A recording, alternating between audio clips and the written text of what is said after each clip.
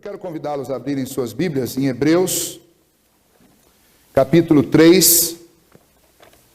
Nós vamos continuar nossa série de mensagens nesse texto. Hebreus, agora capítulo 3, versículo 7 ao versículo 19. Hebreus, capítulo 3, de 7 a 19.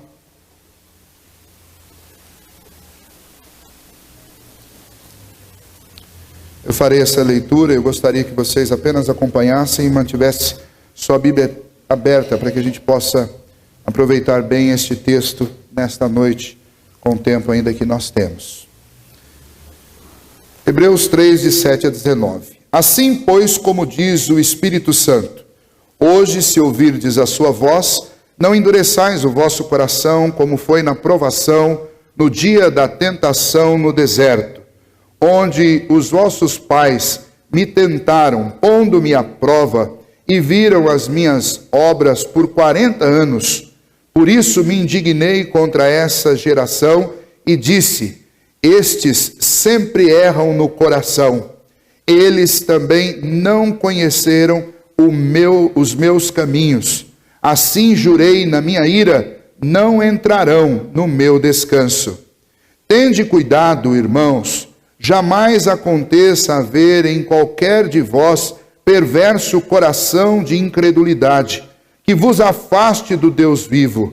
Pelo contrário, exortai-vos mutuamente cada dia, durante o tempo que se chama hoje, a fim de que nenhum de vós seja endurecido pelo engano do pecado, porque nos temos tornado participantes de Cristo, se de fato guardamos firme até o fim a confissão que desde o princípio tivemos. Enquanto se diz: hoje, se ouvirdes a sua voz, não endureçais o vosso coração, como foi na provação.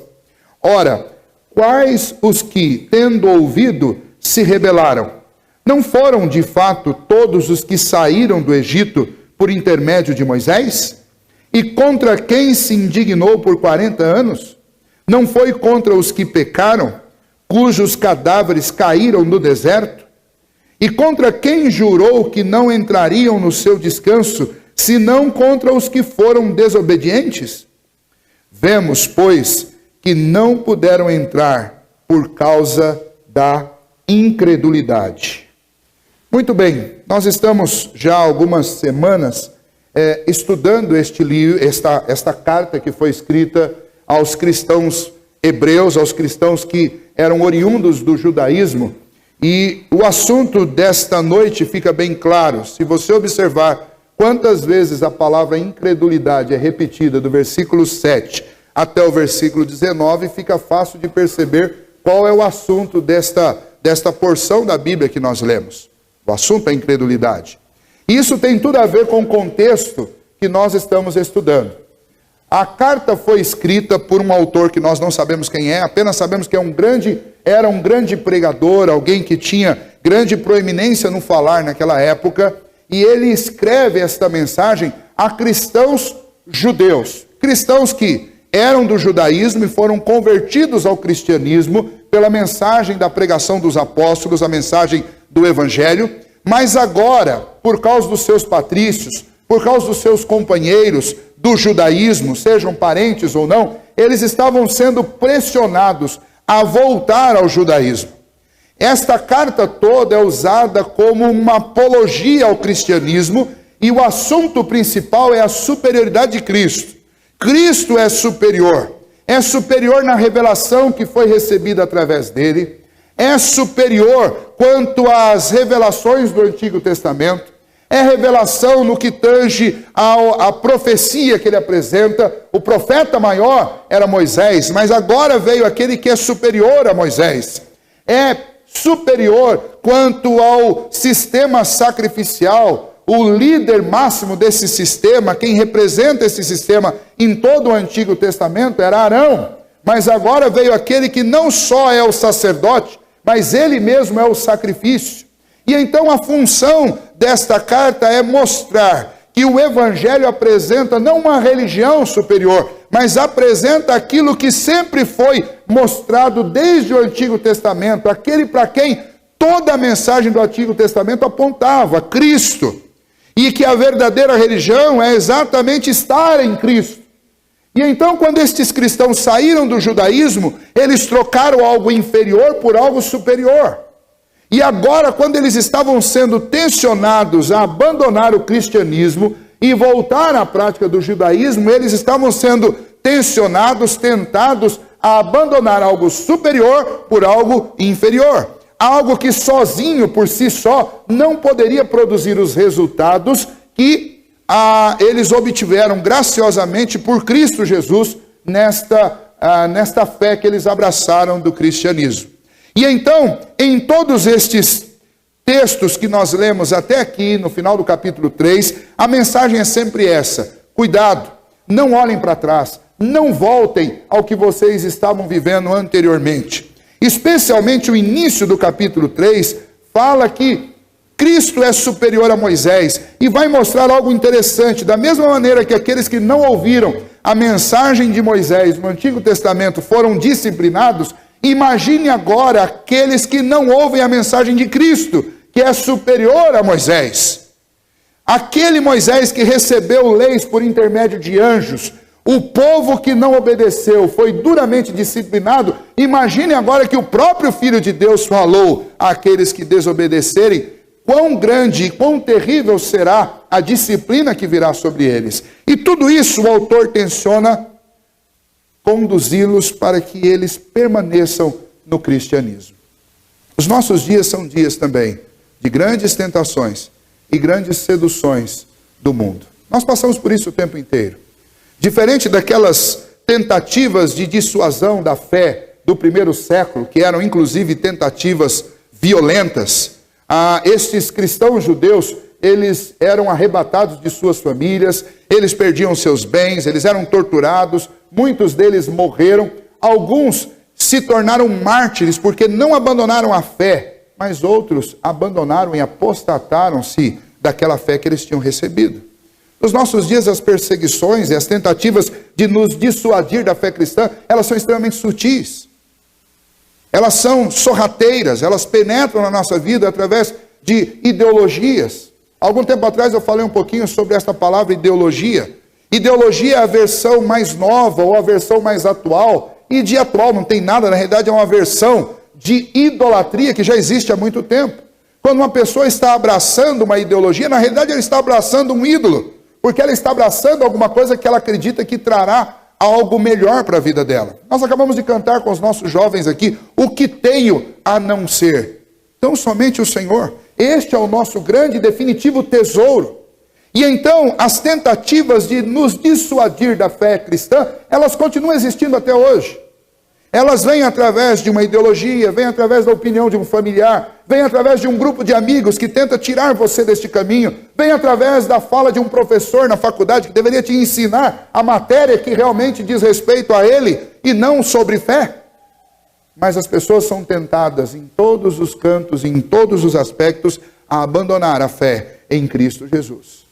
E esta mensagem que nos é trazida por este texto nesta noite é exatamente a mensagem do Espírito de Deus ao nosso coração, como um alerta para que nós não nos entreguemos à incredulidade. Porque por trás de toda apostasia, o que existe é um coração incrédulo. Aliás, por trás de todo o pecado, o que existe é um coração incrédulo. E então o texto aqui começa exatamente com a citação do Salmo 95, que nós lemos no início do culto. E a citação, ela diz respeito a uma das duas vezes que esse texto é usado na Bíblia, essa história de quando o povo que deveria louvar a Deus por tudo que Deus estava fazendo, o povo se desviou e o povo duvidou do poder de Deus, fazendo coisas extraordinárias todos os dias no meio daquele povo. E então o texto que nós lemos lá do Salmo 95 fala que hoje, se o Senhor falar conosco, que o nosso coração não seja endurecido ou não seja duro, como o coração daquele povo que andou naquele deserto e que deveria agradecer a Deus por tudo que Deus estava fazendo, mas ao invés disso, esse povo se tornou um povo incrédulo.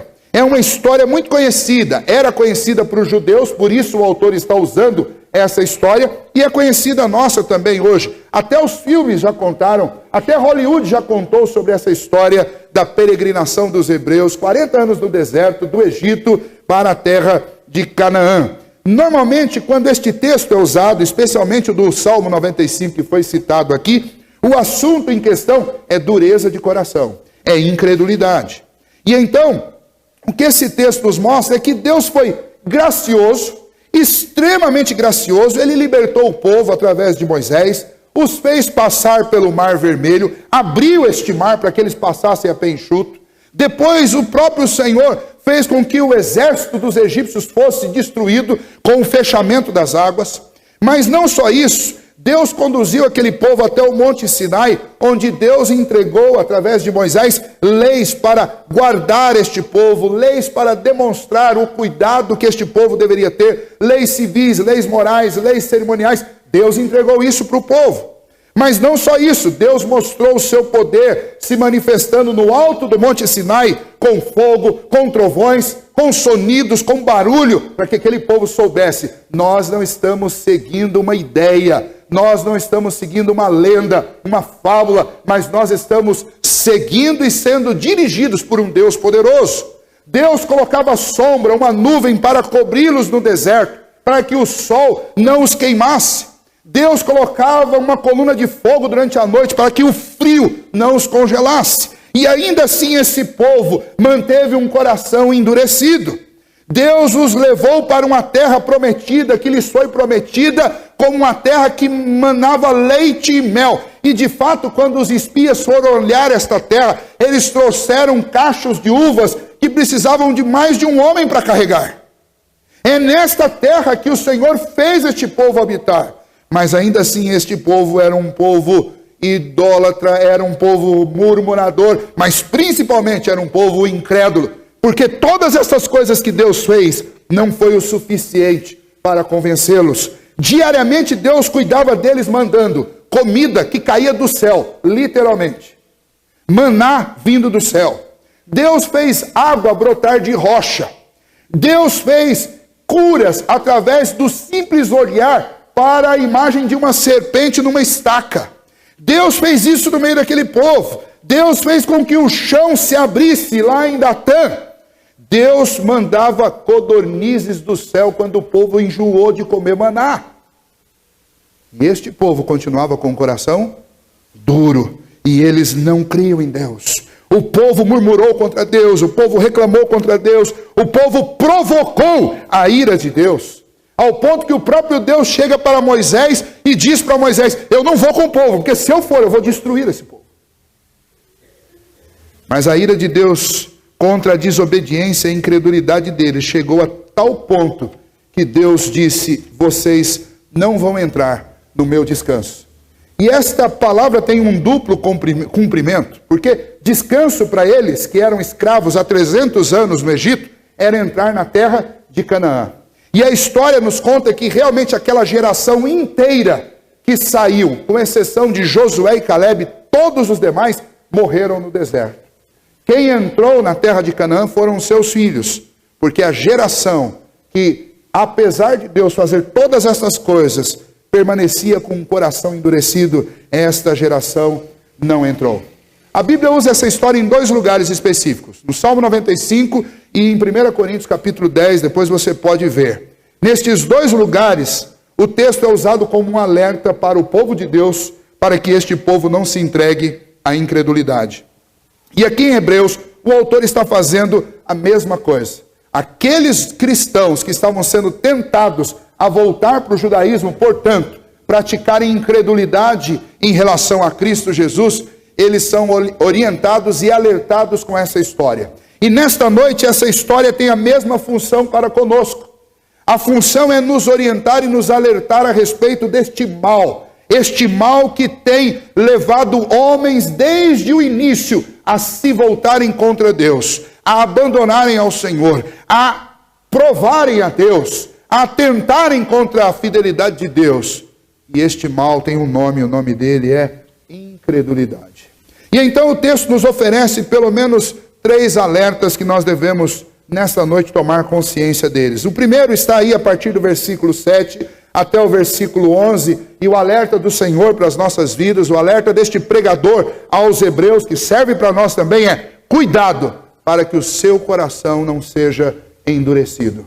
Cuidado para que o seu coração não seja endurecido. A pergunta é: como é que ou em que consiste um coração endurecido? Coração endurecido consiste exatamente em você ver as obras que Deus faz constantemente e, apesar disso, você continuar absolutamente insensível diante de Deus.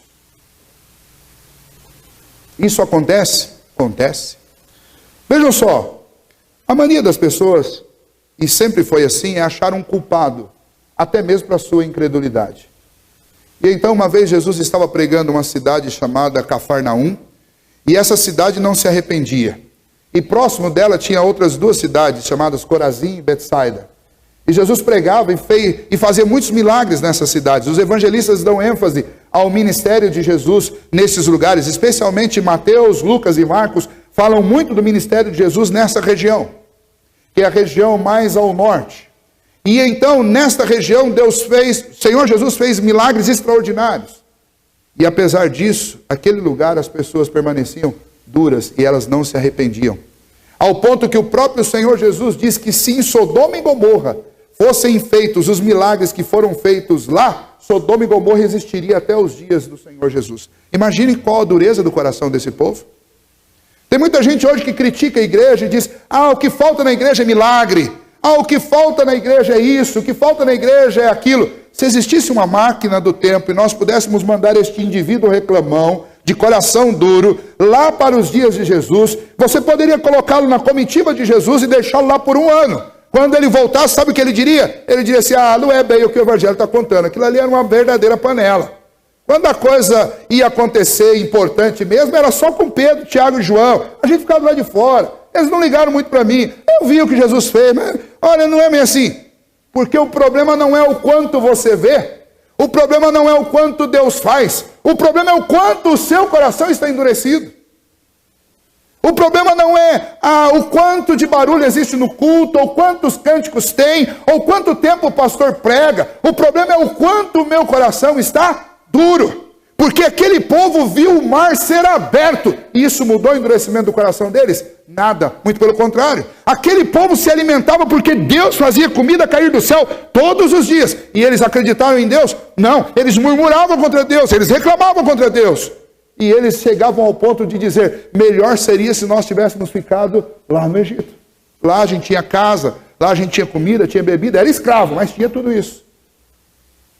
Enquanto isso, no deserto, Deus os alimentava todos os dias, as roupas deles não ficavam velhas, os seus calçados não se desgastavam, o sol não batia sobre sua cabeça e nem o frio os congelava de noite. E eles não enxergavam nada disso, e os seus corações continuavam duros. Em que consiste um coração endurecido? Consiste exatamente nesta cegueira que faz com que você não enxergue Deus atuando na sua vida. Deus está se movendo, nós falamos sobre isso nesta manhã. Deus se move, até no meio da tormenta, Deus está atuando na nossa vida. Nós só não enxergamos se nós entregamos o nosso coração a este endurecimento. O nosso coração fica como um pedaço de mármore, de granito duro, e não pode ser penetrado por nada. O resultado final é que um coração endurecido é um coração que tenta a Deus. Chega ao ponto de dizer: se o Senhor existe, então que o Senhor faça isso, ou faça aquilo outro. Isso é tentar Deus. E então, dos versículos 7 a 11, o que o autor está fazendo é citando o que o povo fez lá no deserto e dizendo para aqueles cristãos: vocês não podem fazer a mesma coisa. Abandonar o cristianismo é fazer o mesmo que aquele povo que estava sendo ajudado e cuidado por Deus fez no deserto. O resultado disso foi que Deus ficou extremamente indignado com eles. Veja o que o texto diz. O texto diz que o Senhor ficou indignado, versículo 10: por isso me indignei contra esta geração e disse: estes sempre erram aonde? No coração. Eles também não conheceram os meus caminhos, assim jurei na minha ira, não entrarão no meu descanso. Talvez o povo que viu mais coisas foi exatamente o povo que não entrou. E quando nós olhamos nos dias de Jesus também, a maior parte do ministério do Senhor Jesus foi nessa região de Cafarnaum, de Betsaida e de Corazim. E este povo, o Senhor Jesus disse a respeito deles: vocês pensam que vocês vão para o céu? Eu vos afirmo, vocês vão para o inferno. E eu tenho grande temor que talvez, as pessoas mais religiosas deste mundo são exatamente as pessoas que não vão entrar no descanso do Senhor. Porque são aquelas que vêm, mas o coração está duro. E Deus se move diante delas e diante de seus olhos, mas o seu coração não se quebranta. E nada acontece. Os corações mais incrédulos não estão lá do lado de fora dizendo Deus não existe. Os corações mais incrédulos estão do lado de dentro, dizendo Deus não existe. E é este o alerta que este texto está fazendo. E então o resultado é que Deus se indignou contra eles, e Deus fica sempre indignado contra a incredulidade. Deus recusou recebê-los, Deus os rejeitou, Deus irou-se e jurou castigá-los.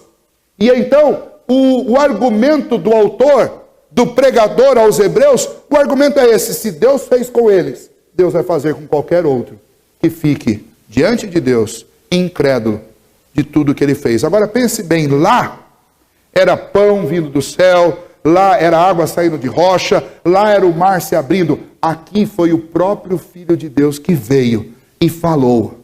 O que será que é pior? Descrer do Deus que manda o pão do céu, ou descrer do Filho de Deus que desce do céu? Essa conta todos nós podemos fazer por si só. E então o autor está usando estes argumentos para dissuadi-los de abandonarem o cristianismo. Muito pelo contrário, eles deveriam buscar de todo o coração não permitir que a incredulidade penetrasse em suas vidas. Eles deveriam fazer isso. E como que eles deveriam fazer para evitar o endurecimento? É a segunda parte do texto. A partir do versículo 12 até o verso 13, e então o pregador, o autor, ele fala com aquela igreja e fala conosco também: como é que eu evito que o meu coração fique endurecido? É interessante que são pelo menos dois cuidados importantes que nós devemos ter. O primeiro, cuidado com a incredulidade. Como é que ela começa? Ela começa com uma tentação. Nós somos tentados a desacreditar tanto das intenções quanto das ações de Deus na nossa vida. Nós somos tensionados a imaginar ou acreditar que isso tudo é resultado de equações científicas, equações químicas, físicas, é resultado de uma série de coincidências, e nós começamos a tirar Deus da nossa vida. Nós começamos a achar que as coisas estão acontecendo naturalmente. E nós começamos a achar explicação para o impossível e para o possível, e essas explicações, elas tiram Deus fora da história. As mentes mais racionais, as mentes mais intelectualizadas, as mentes mais acadêmicas, elas naturalmente vão tentar fazer isso. Mas hoje, infelizmente, existe um outro movimento tentando tirar Deus da mente das pessoas. É um movimento promovido pelos meios de comunicações que não servem ao cristianismo, mas que servem a todo tipo de tolice que quer desconstruir Deus. Desconstruir o Deus da família, desconstruir o Deus da graça, o Deus da retidão, o Deus da justiça, desconstruir o Cristo da fé e construir alguém da história que foi importante, mas não o Filho de Deus. Este é o movimento dos nossos dias, e eu preciso tomar cuidado para que o meu coração não caia nesta tentação da incredulidade. Isso é resultado da perversidade. O seu coração, o meu coração, vão achar sempre essas ideias boas. Isso é que é o triste. E quando essas propostas surgem, logo passa pela nossa cabeça, pela nossa mente: olha, faz sentido. Até parece verdade. Deixa eu estudar isso um pouco mais. Sabe por que isso passa pela nossa mente? Porque o nosso coração, a Bíblia diz que ele é desesperadamente corrupto. Ele é fonte de males. Por isso que a Bíblia diz que sobre tudo que se deve guardar, guarda o teu coração. Porque de lá que procede a inclinação de como você vai conduzir a sua vida. E então, cuidado nós devemos evitar a todo custo o endurecimento do nosso coração. E o nosso coração, ele vai ficar endurecido à medida que eu for me tornando alguém incrédulo, cético. O resultado disso é que no final você vai se afastar de Deus. E os motivos e os argumentos vão ser muitos depois. Depois a culpa vai ser dos membros da igreja que me magoaram profundamente. O motivo vai ser a instituição. Hoje as pessoas falam da instituição como se a instituição fosse um ser vivo. Eu amo Jesus, eu amo a fé, eu não vou abandonar a fé, mas eu estou decepcionado com as instituições. Meu irmão, desde quando você ouviu alguma orientação que você deveria colocar fé em alguma instituição humana? A sua fé não é na instituição. A sua fé tem que ser em Cristo. Eu não vou encontrar, eu tenho certeza absoluta que eu jamais vou encontrar alguém frustrado com Cristo. E quando eu acho alguém desigrejado, frustrado com a igreja, é exatamente porque a pessoa se equivocou, ela colocou a fé no lugar errado. E então eu tenho que tomar muito cuidado, porque estas coisas são tão somente um conjunto de desculpas que nós damos para um problema antigo e um problema muito sério, que aconteceu com o povo lá no deserto e continua a acontecer conosco. O problema é coração endurecido. O problema é incredulidade. O problema não é a instituição, o problema não são os outros, o problema não é liderança, o problema não é nada disso, o problema é incredulidade. Nós só não queremos admitir, porque é mais fácil achar um culpado para os nossos problemas do que nós fazermos a nossa lição de casa. E é isso que a carta aos Hebreus ensina. Este problema, irmãos, não é um problema de um indivíduo, é o problema de todos nós. Nós todos, em algum momento da nossa caminhada, somos tentados ao endurecimento e à incredulidade. Cuidar uns dos outros é a melhor de todas as receitas. Veja o que diz o versículo 13. Olha que interessante o que o autor vai dizer. Pelo contrário, exortai-vos mutuamente cada dia, durante o tempo que se chama hoje, a fim de que nenhum de vós seja endurecido pelo engano do pecado.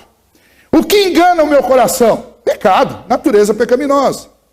E o que eu devo fazer para que a incredulidade não domine a minha geração, o meu povo, a minha igreja, a minha família? Eu preciso cuidar uns dos outros. Olha que interessante. O autor está falando com uma comunidade. Ele está falando com uma igreja. Não é uma instituição. Ele está falando com o corpo de Cristo, o povo de Deus. E a missão desse povo é que um deve ajudar a cuidar do outro. Alguém vai cuidar de mim também. Mas cada um de nós cuidando dos nossos irmãos a cada dia. Não é cuidando uma vez por mês, não é cuidando uma vez por ano. É cuidando a cada dia, para que a incredulidade não tome conta no meu coração. A ideia é que nós exortemos-nos uns aos outros constantemente contra o endurecimento. Que nós chamemos os nossos irmãos para orar o tempo todo. Isto ocorre quando nós somos um corpo, quando somos uma igreja. De verdade, nós temos essa preocupação. Quando a gente observa que algumas pessoas, ou até nós mesmos, estamos evitando a oração de arrependimento, quando nós não reconhecemos pecado, o primeiro passo para o endurecimento é não reconhecer que você é um pecador. É começar a achar que você é bom demais. E seu coração já está duro. O nosso coração vai ficando como que uma rocha. E o resultado disso é a incredulidade.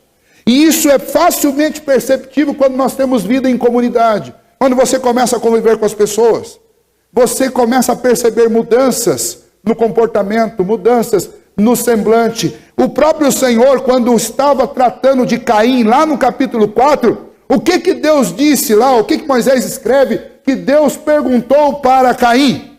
Deus perguntou, por que você anda com o semblante descaído? É isso que acontece quando nós pecamos e não nos arrependemos. O semblante cai. E então, o que o autor está dizendo, vocês devem cuidar uns dos outros, porque a qualquer momento, qualquer um de nós pode pecar. E o jeito de livrar o corpo de Cristo, a comunidade dos filhos de Deus, do endurecimento, como aconteceu lá no deserto, é que nós cuidemos uns dos outros a cada dia, hoje, no tempo que se chama hoje. Você vai ver que esta palavra está inclusive no maiúsculo aí. É a ênfase que ele quer dar. O tempo de fazer isso, o tempo de cuidarmos uns dos outros é quando? É hoje. Porque em que tempo que nós estamos sendo tentados ao endurecimento e à incredulidade? É hoje. não vai ser amanhã e nem foi ontem, é hoje, é agora, é nesse exato momento que nós estamos sendo tentados a ocultar o nosso pecado, nós estamos sendo tentados a acreditar que não tem problema, tentados a acreditar que Deus nos abandonou, tentados a acreditar que Deus não está vendo, e é nesse tempo que nós precisamos chegar uns para os outros e dizer: meu irmão, se arrependa do seu pecado, meu irmão, reconheça que Deus é o grande Senhor da nossa vida, meu irmão, Deus está presente, atuando hoje e agora, Ele não te abandonou, Ele te vê, Ele te ouve, Ele te sente, Ele te abraça. Porque todos nós precisamos do Senhor. E então é isso que o autor está fazendo. E na última parte do texto, do versículo 14 a 19, ele fala sobre esta necessidade que nós temos individualmente da exortação diária da palavra de Deus, dos irmãos, aquela que vem através da palavra de Deus e da fé. Só seremos salvos se perseverarmos até o fim. Ele vai dizer, qual que é a marca de alguém que realmente tem fé no coração? Quem tem fé no coração persevera até ao fim. Qual é a grande tentação da religiosidade? A grande tentação da religiosidade é dizer assim: eu sou um eleito de Deus. Beleza. Agora é só correr pro abraço. Não é bem assim. Quem são os eleitos de Deus? A Bíblia diz, são aqueles que perseveram até o fim. Então eu não posso presumir fé. E eu não posso presumir vitória por causa de algum sentimento, ou por causa de alguma confiança que eu tenha meramente, ou em mim mesmo, ou apenas numa ideia teológica. É isso que o texto está dizendo, cuidado, porque o povo que foi endurecido, o povo que foi incrédulo, e o povo que morreu no deserto e não entrou na terra prometida, quem era? Era um bando de incrédulos? Era um povo que não sabia nada sobre Deus? Não. Era exatamente o povo que tinha a alcunha de povo de Deus. Foi o povo de Deus que não entrou. Foi o povo de Deus que provocou indignação no Senhor. Foi o povo de Deus contra quem Deus manifestou juízo. Não foram os pagãos gentios. Não foram os egípcios tão somente, mas o próprio povo de Deus. Os que saíram do Egito, mas pecaram no deserto. Quando eles duvidaram de Deus, quando eles deixaram de agradecer a Deus, quando eles se tornaram desobedientes. A causa basicamente é uma só: incredulidade. É isso que está no texto. Se você olhar, veja aí a repetição do primeiro versículo lá do Salmo 95, que já foi dito antes, lá no versículo 7. Hoje, se ouvirdes a sua voz, não endureçais o vosso coração, como foi na provocação. Ora, quais os que tendo ouvido se rebelaram? Aí não foram os próprios filhos de Deus? Foram eles. A questão é, se aquele povo foi capaz de se rebelar, nós não somos melhores do que eles. Agora, se Deus foi capaz de punir aquele povo, nós não somos melhores do que eles. Mas nós recebemos uma revelação superior a deles. Então nós temos menos motivos do que eles para desacreditar de Deus. Se eles com mais motivos do que nós, se é que eu posso dizer que eles tinham motivos, porque eu acredito que eles não tinham, Deus os disciplinou. Imagina nós que ouvimos a verdade da própria boca do Senhor Jesus. Nós que, conforme aquilo que está dito no Evangelho de João, somos templo, habitação do Espírito de Deus, porque quando Deus ascendeu aos céus, Ele disse, vos enviarei um Consolador, Ele convence o homem do pecado, da justiça e do juízo, Ele estará convosco todos os dias, eu estarei convosco todos os dias. Imagine como é que eu poderei me livrar das poderosas mãos de Deus, se eu simplesmente desacreditar de um Deus presente, de um Deus atuante, de um Deus que põe dentro de mim o seu próprio Espírito. Como Deus vai tratar alguém que faz isso? É esta a pergunta do texto. O problema é incredulidade. Eles não puderam entrar por causa da incredulidade. Hoje nós continuamos sendo tentados à incredulidade. E hoje a mensagem do Senhor para cada um de nós aqui nesta noite é: cuidado com a incredulidade. Ela produz indignação em Deus. E então eu gostaria de encerrar fazendo as seguintes aplicações para a nossa vida. A incredulidade é a raiz de todos os demais pecados. Todos os nossos pecados são desdobramentos de incredulidade. É exatamente por descrermos de Deus ou da sua palavra que nós fazemos aquilo que Deus odeia. Então os nossos pecados são resultado de incredulidade. E a primeira aplicação é: tem pecado na sua vida? Temos pecados nas nossas vidas? Então existe alguma dose de incredulidade em nós.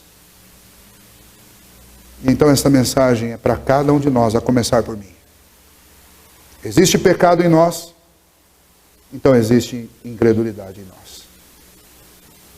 E a primeira aplicação é que nós todos nos juntemos em oração e clamemos ao Senhor que Ele quebrante o nosso coração e que Ele nos livre da incredulidade. Porque enquanto estivermos envolvidos com o pecado, nós também estamos envolvidos com incredulidade. A segunda aplicação é que nós devemos nos unir no combate ao endurecimento do coração. E como que nós devemos fazer isso? Individualmente, nós devemos buscar diante do Senhor o verdadeiro arrependimento dos nossos pecados. Pedir a Deus, que é quem pode realmente quebrantar um coração. É Deus que pega um coração de pedra e transforma num coração de carne. Nós devemos pedir a Deus por quebrantamento.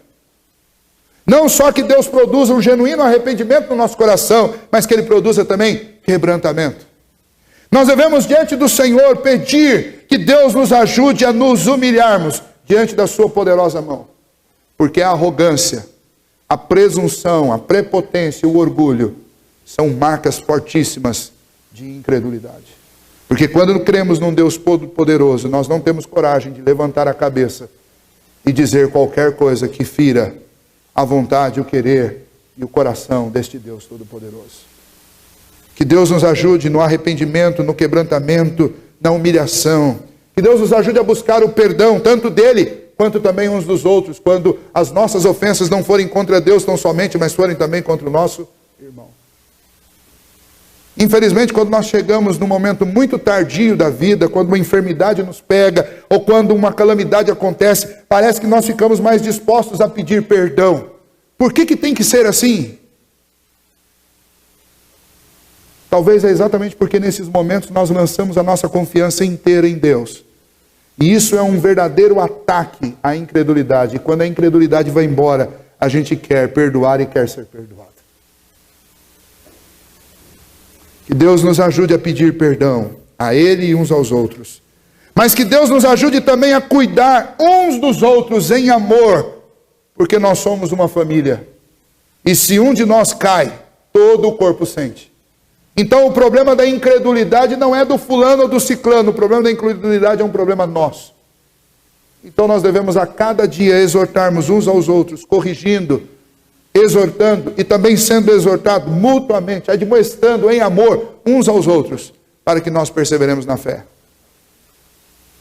Esses dias conversando com alguns amigos meus pastores, e a gente estava falando sobre vários casos de divórcio dentro da igreja, e num dado momento nós começamos a argumentar o seguinte, que à medida que alguns líderes, pastores, têm cometido adultério e têm até entrado numa situação de divórcio, eles têm, por sua influência, eles têm animado, incentivado e dado força para muitos outros casais que estão em crise, mas que não tinham coragem de fazer. Mas à medida que um líder faz, ele está, irmão, se o pastor fez, então vou fazer também, eu não aguento mais. Ou seja, a incredulidade de um de nós produz a incredulidade ou reproduz a incredulidade dos outros. A incredulidade de um de nós incentiva a incredulidade dos outros. A desobediência de um de nós incentiva a desobediência dos outros. Por isso que o Senhor fala tão seriamente a respeito da disciplina na igreja. Porque ela é importante, porque quando nós não disciplinamos o erro, não corrigimos o erro, nós incentivamos as outras pessoas a errarem. E então o autor disse, vocês precisam cuidar uns dos outros. Se tem um irmão sendo tentado a apostatar da fé, cerquem este irmão. Porque se ele apostatar, outros vão seguir o caminho dele. Então o problema da incredulidade, além de ser um problema pessoal de cada um de nós, é um problema do corpo, da igreja inteira. Se acontece com um, o corpo inteiro vai sofrer. Por fim, como é que eu combato a incredulidade pessoalmente? Todos os dias na minha casa eu preciso ler a Bíblia e eu preciso orar e falar com Deus. Quando eu leio a Bíblia, Deus alimenta a minha mente, o meu coração, com as histórias de fé, com as histórias poderosas, com o agir dele na história, com as promessas, com os alertas, com as profecias. E quando nós oramos, essas coisas se solidificam dentro da nossa alma e o nosso coração se lança inteiramente nas mãos poderosas de Deus. E então, Bíblia e oração precisam fazer parte da minha vida todos os dias, para que a incredulidade não ache espaço na minha vida todos os dias. E então que nós tomemos cuidado com isso, que nós tomemos cuidado com a incredulidade, peçamos a Deus que nos ajude a viver verdadeiro arrependimento, quebrantamento, humilhação, busca de perdão, que nós cuidemos uns dos outros e que a gente alimente o nosso coração todos os dias com a palavra e com a oração, para que nós vençamos este processo de incredulidade que tem se estabelecido na sociedade e em alguns momentos, especialmente, tem se estabelecido até no meio da igreja. Deus não quer você lá no seu trabalho tão somente. Deus não quer que você cultue a Ele na sua casa tão somente. A igreja é o lugar onde nós nos congregamos, é o lugar onde nós somos edificados, é o lugar onde o Senhor continua a falar conosco. Ele fala em outros lugares também, mas aqui é o ajuntamento do corpo de Cristo. Você não pode ficar longe do corpo de Cristo. Por que eu não posso, pastor? Eu posso ser crente só lá na minha casa. Você deve, para começo de conversa, você tem que começar a ser crente na sua casa. Não adianta ser crente na igreja e não ser em casa. Agora, você não pode ser crente na sua casa tão somente. Porque primeiro a palavra de Deus, aqui em Hebreus mesmo, nós vamos chegar lá, diz, não deixando de congregar. É o Senhor que quer isso, que você congregue. Segundo, porque aqui é o lugar onde o Senhor vai te preparar, vai dar o ferramental, vai fortalecer, vai te tratar, para que você consiga ser crente na sua casa e no seu trabalho. Nós todos precisamos da comunhão do corpo de Cristo, do fortalecimento da palavra e desta convivência mútua que nos trabalha e que nos amadurece. Portanto, nesta noite eu quero convidar vocês, meus queridos irmãos, que nós nos unamos em oração, pedindo a Deus que nos ajude a vencer o endurecimento e a incredulidade. Quero convidá-los também, se você veio aqui pela primeira vez, ou talvez já veio algumas outras vezes, mas ainda não entregou seu coração inteiramente a Cristo, eu quero mais uma vez nessa noite dizer para você, Cristo é o grande Redentor, nenhum outro além dele. Ele disse, eu sou o caminho, a verdade e a vida, ninguém vem ao Pai se não for por mim. Nem o judaísmo, nem qualquer outra religião sobre a terra é aquela ou aquilo que pode realmente dar salvação. Somente Cristo é o Redentor. Somente Ele se entregou na cruz pela sua vida. Somente Ele pode garantir a vida eterna. Por isso, o autor desta carta insistia tanto com aqueles crentes para que eles não abandonassem a fé em Cristo Jesus. Porque não há nenhum outro caminho. Por isso eu insisto tanto com você que creia em Cristo Jesus. Entregue o seu coração a Ele, porque não existe outro caminho. E vocês que já sabem disso, não voltem atrás. Em nome de Jesus.